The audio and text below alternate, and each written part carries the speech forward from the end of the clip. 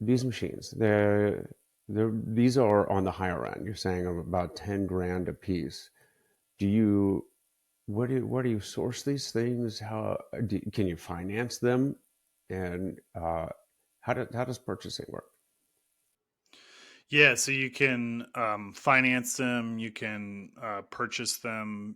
You know, there's a couple different angles. Like one thing, I'm actually getting ready to order some smart machines from a company called Cantaloupe, where they'll ask you like, "Hey, do you want to put any money down? Do you want to do?" What they'll actually do is they'll do, let's say, Aaron, I buy a pair of machines for $10,000.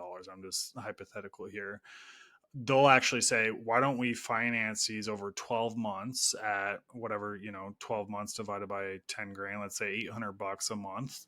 And if that machine's doing 3 grand in sales, they'll actually hold back that $800 payment because they're also doing the revenue recognition from the machine. So I'll actually pay off that machine in 12 months before that money even hits my bank account. When you got vending margins at 35% from cost of goods, it's a really simple way to pay off that machine without having to do a monthly payment over 60 months or a come up with the 10 grand up front. So you're financing through the supplier, or is this Correct. Yep.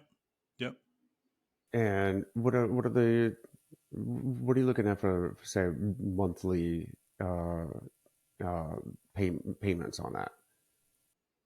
Well, so if it's 10 grand over 12 months, then you're looking at $800, and in that situation it'd be 0% interest. How much? 0% interest. No interest. Incredible. No interest. Wow. And so you've got these vending machines. You said no interest. How much down?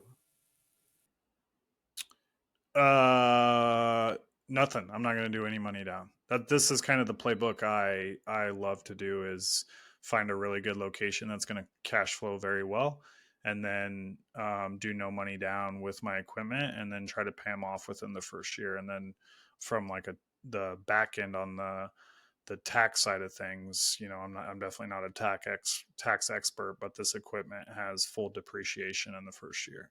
Wow. Okay. So zero down, zero interest. Uh, is this common, or is this Yeah, it's just like a a lot of these, yeah, all these suppliers are just like car dealers. They're gonna, when you go to buy a machine, they're gonna be like, okay, do you want to pay for it with cash? Do you want to finance it? And then each one of them has creative terms, um, based on they want your business. they just want them out the door? Yep. And okay, so they're talking about placement. Of course, you don't want like a hot coffee machine right by the beach, and you don't want a frozen smoothie machine up on the mountain. Uh, Probably vice versa. Uh, I know around here because we are right on the beach, in the hot, sunny Florida, and ice machines are, that they're everywhere because everybody, needs to stay cool. But how do you find the right location, the right machine for the right location? And then I mean, these are, I don't know, like airports, hotels. Where else are you looking, and how do you find these locations? Yeah. So the simple answer is you want to find anywhere with high foot traffic. Um, to make it even simpler, if you don't know how to gauge foot traffic, is the parking lot full? I think that's the simplest of all revenue predictions. Is, do they have a full parking lot? Is that a medical office building that's got the x-rays on the first floor, it's got oncology and optometry on the second floor? Do they got accounting on the third floor, but they have one main entrance and the parking lot is always jammed? Like, that's going to be a great location. especially if you do it in the lobby where people are walking in.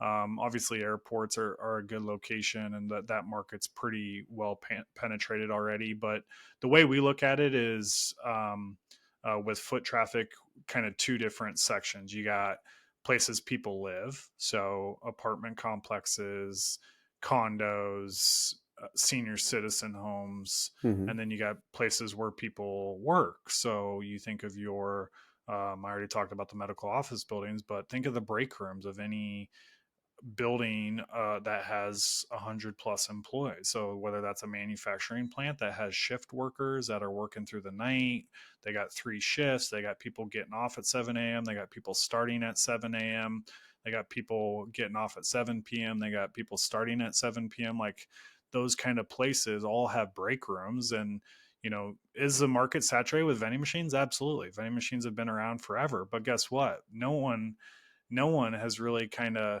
gone after the market with these smart machines and these micro markets that are going to allow them to not just have Snickers and Twix in a vending machine. It's going to give them a shelf where they can do anything from sandwiches to eggs to even a lot of our office building machines. We're doing a ton of incidental. So we're doing a lot of like Tylenol and makeup wipes and condoms and things that people don't want to walk to the Walgreens or the CVS that's 20 minutes away.